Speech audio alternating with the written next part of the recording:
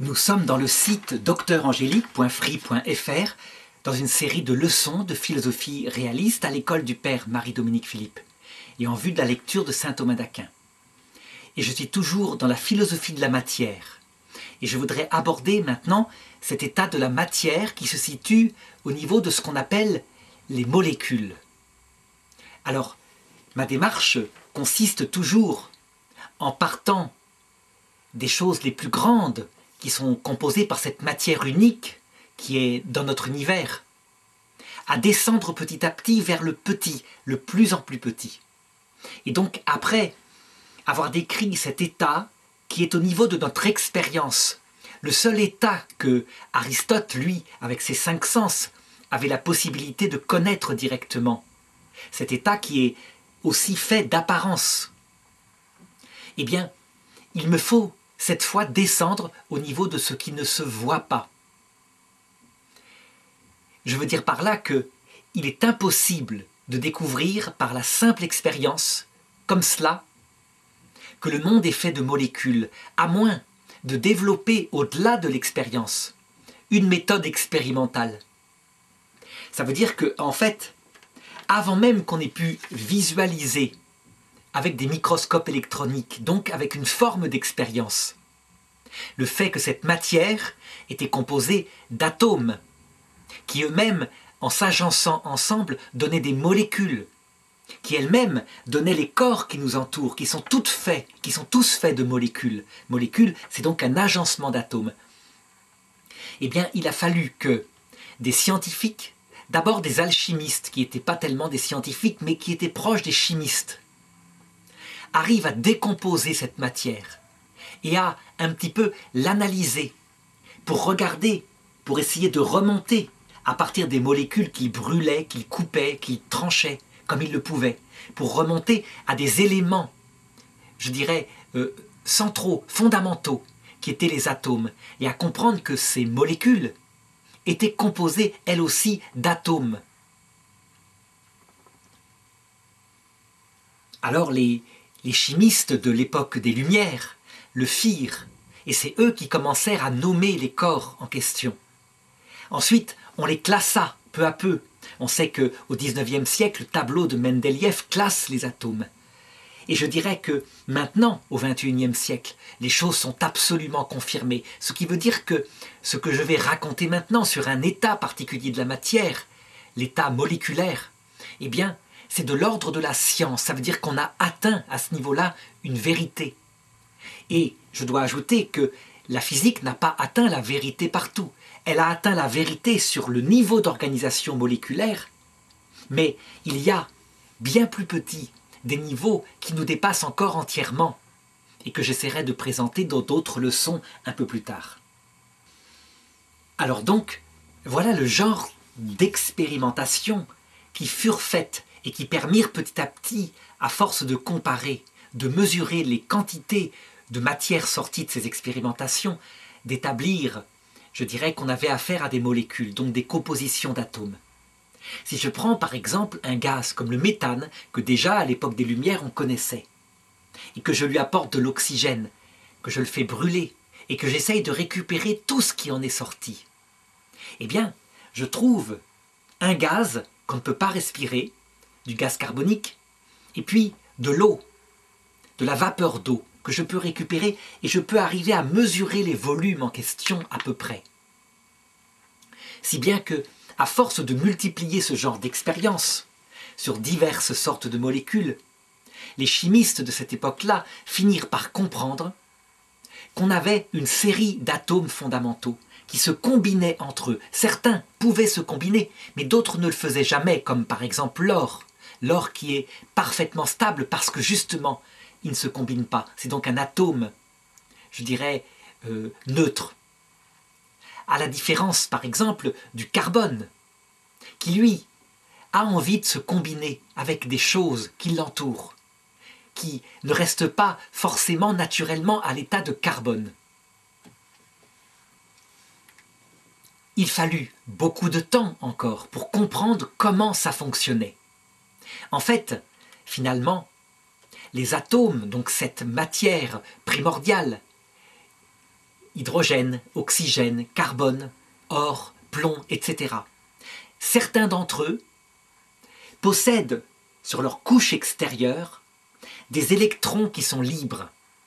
Électron, c'est une particule qui compose les atomes et dont nous verrons la nature un peu plus tard, dans une leçon qui étudie quelque chose d'encore plus petit que les molécules. Et ces électrons qui sont chargés électriquement, négativement, ils aspirent, lorsqu'ils sont libres, à s'unir à un autre électron libre d'un autre atome qui se promène par là.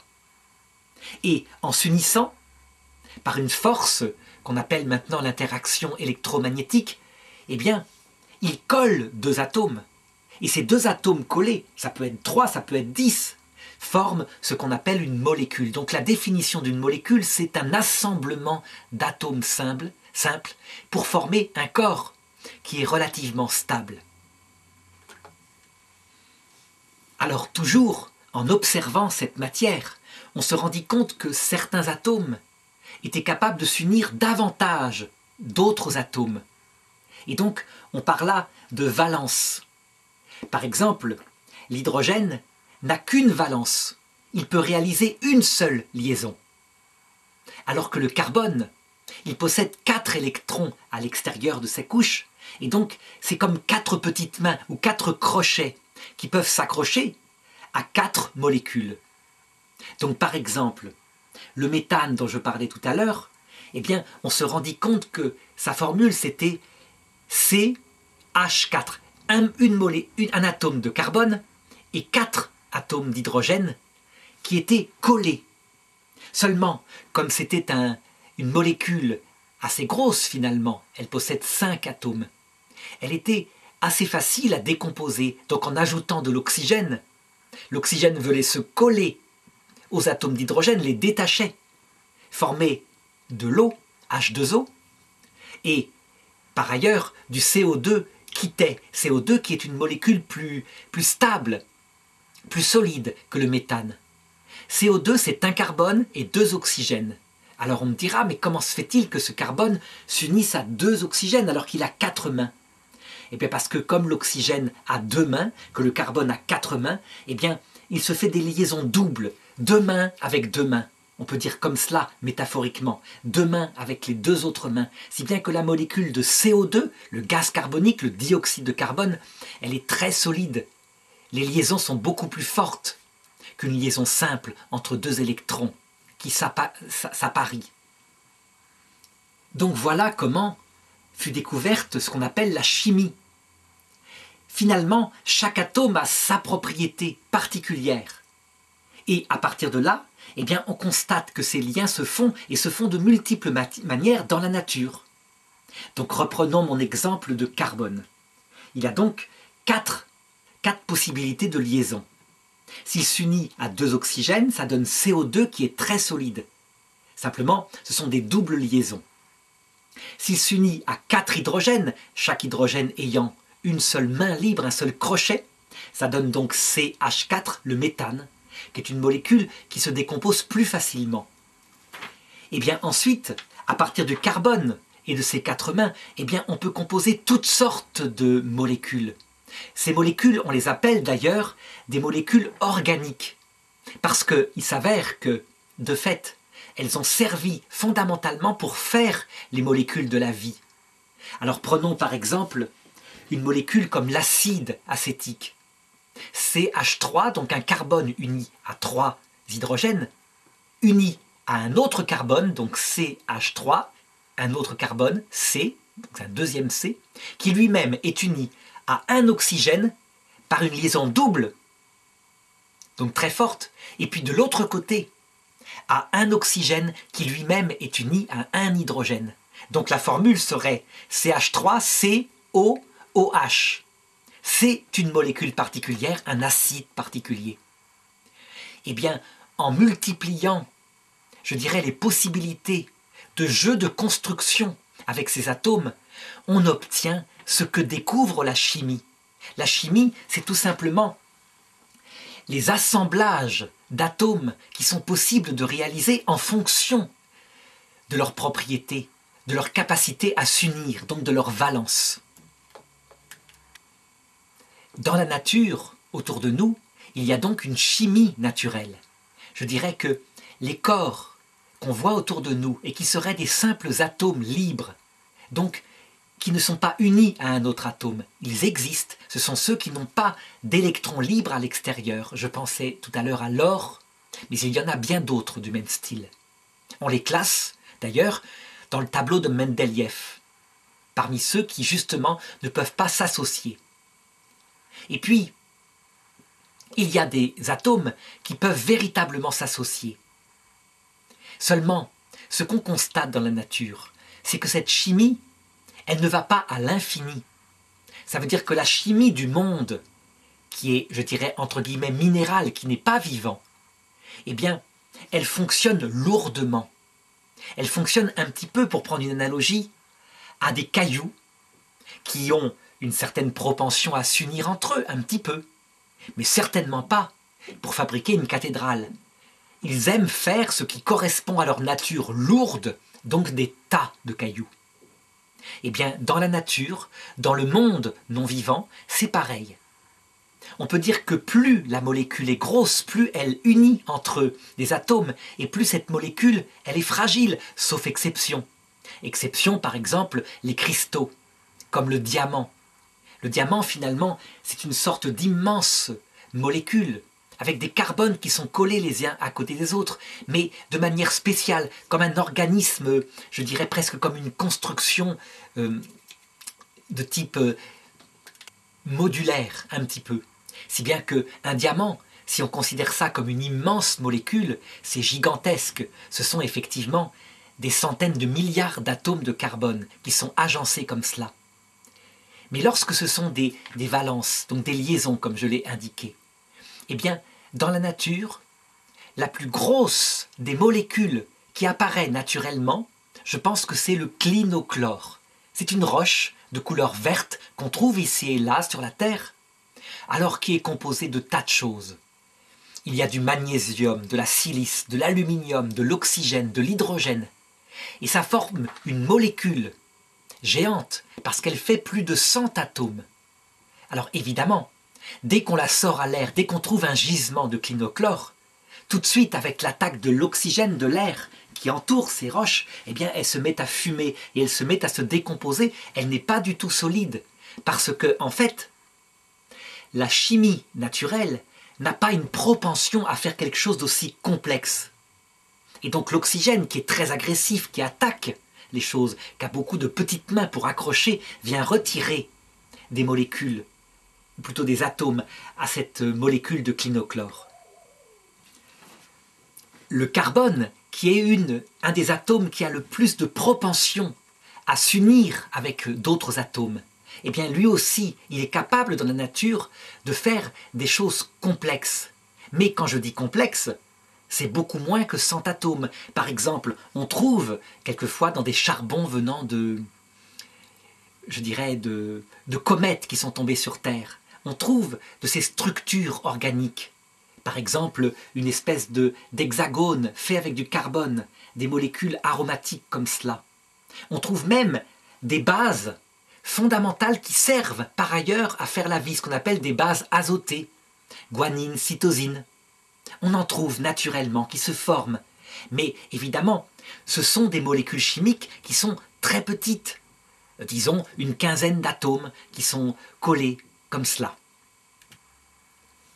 Je dirais que c'est une propriété du monde non vivant qu'il faut absolument remarquer.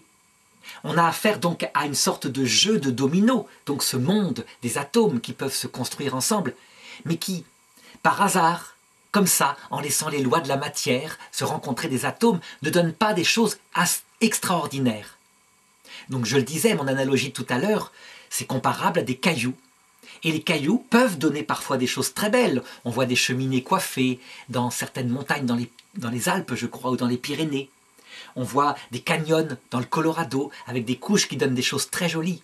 Mais on ne trouve jamais, fait comme ça par l'érosion, de cathédrales gothiques structurées avec des ogives, avec des dentelles de pierre. Eh bien, au niveau des atomes, c'est pareil. On peut avoir des molécules un petit peu complexes avec au sommet, par exemple, ce clinochlore. Mais la nature elle-même ne donne pas naturellement autre chose que, évidemment, les cristaux qui, eux, comprennent beaucoup, beaucoup d'atomes. Alors, cette chimie naturelle, évidemment, elle n'est pas la seule qui existe. L'homme, avec son intelligence, lorsqu'il a découvert ce jeu de construction, cette sorte de Lego que constituent les atomes qui peuvent former des molécules, eh bien, il s'est mis à s'amuser, à les composer entre eux. Et alors là, quand l'homme, avec son intelligence, s'est mis à s'en mêler, il a pu fabriquer des choses extraordinaires. Prenons par exemple le nylon. Le nylon, c'est une gigantesque molécule faite avec divers atomes et qui est si long qu'on peut faire des fils de plusieurs kilomètres, de plusieurs centaines de kilomètres extrêmement solides. Ça, c'est une fabrication de l'homme.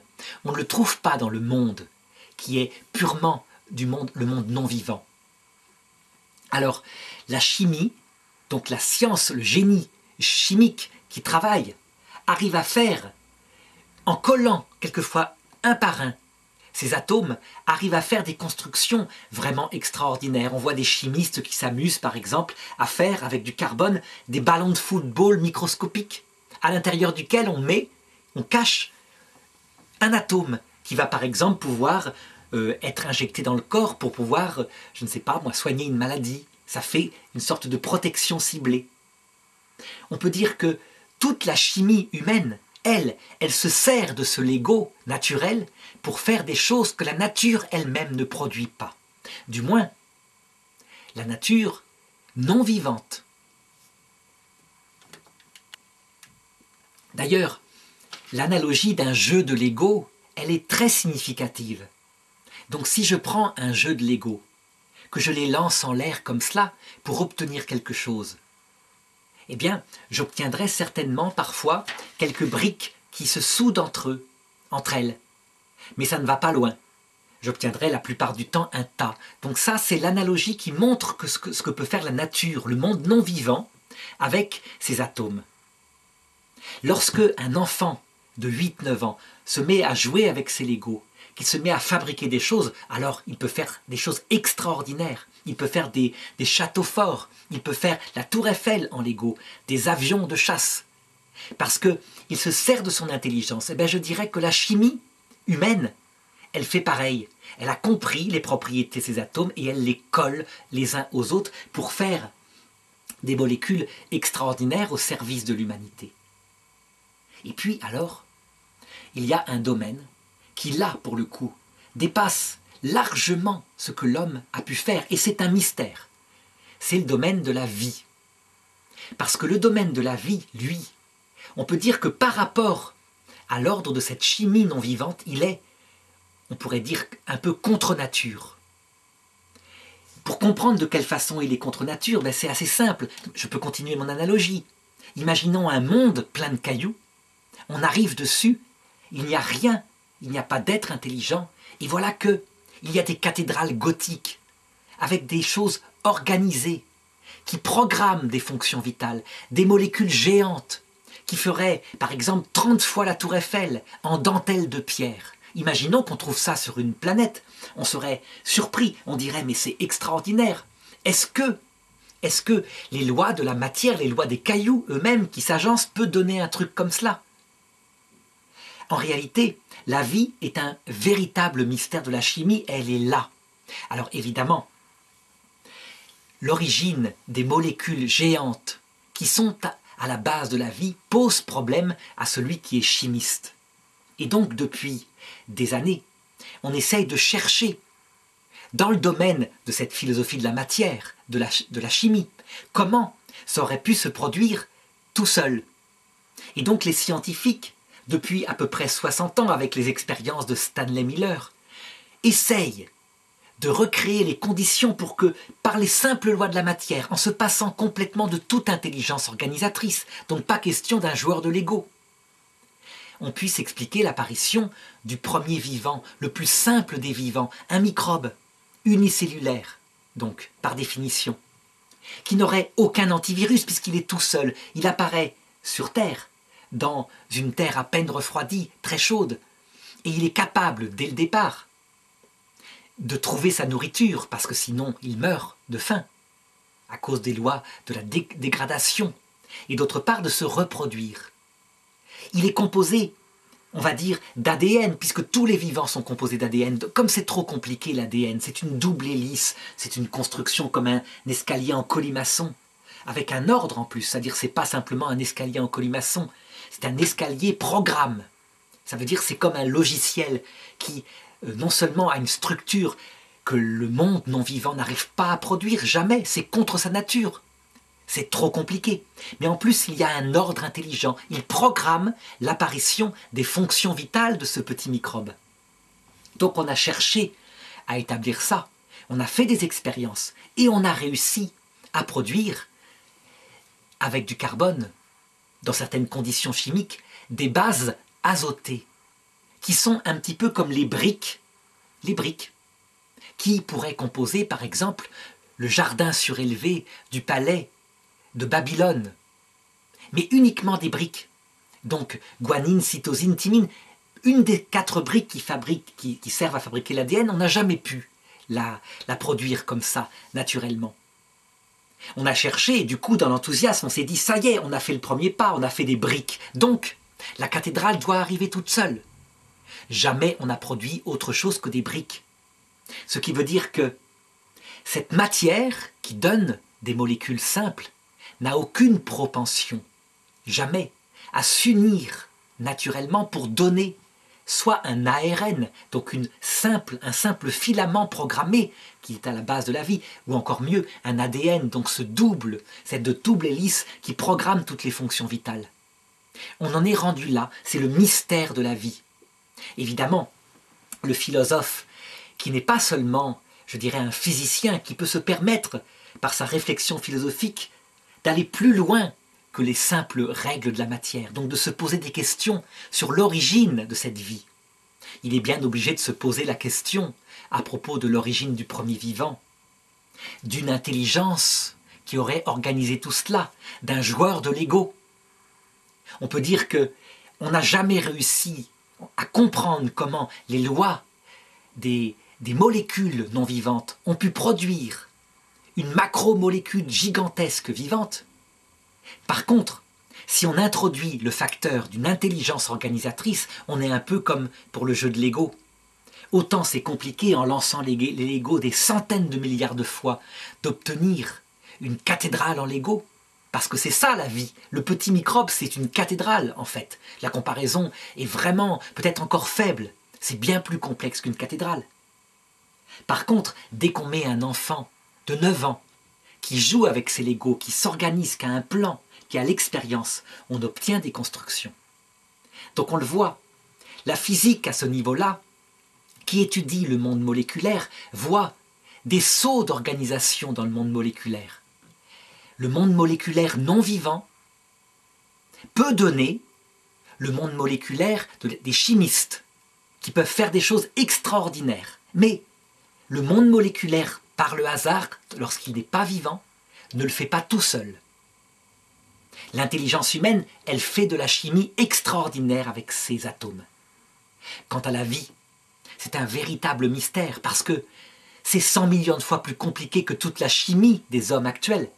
Et elle est là, elle est structurée, elle est parfaite, elle est compliquée. On ne sait pas comment elle est apparue.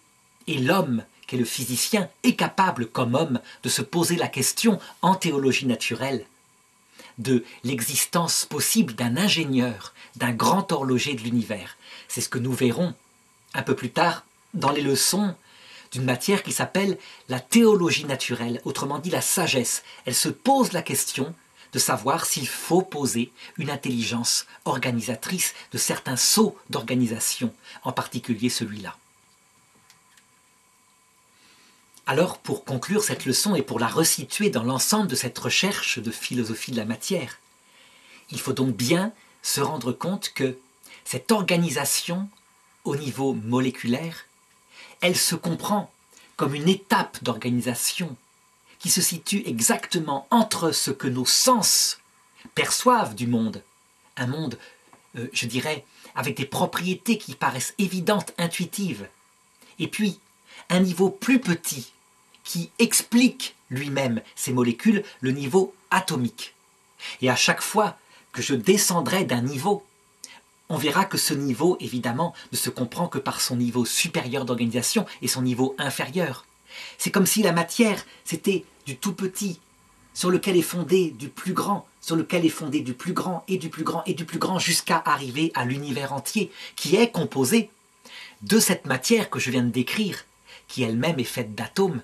Les atomes eux-mêmes sont faits de particules comme les électrons, les protons, les neutrons, et les électrons, les protons, les neutrons sont faits eux-mêmes de quarks, de gluons, etc. Et on peut descendre sans doute beaucoup plus loin. Mais la science de l'homme, évidemment, elle ne va pas jusqu'à l'infiniment petit. Pourtant, le philosophe, lui, il tendra toujours à aller vers l'infiniment petit pour comprendre au bout du compte la cause unique qui explique toute cette matière et qui est ce qu'on appelle la physis, la nature forme qui donne ses propriétés à ce monde dans tous ses niveaux d'organisation.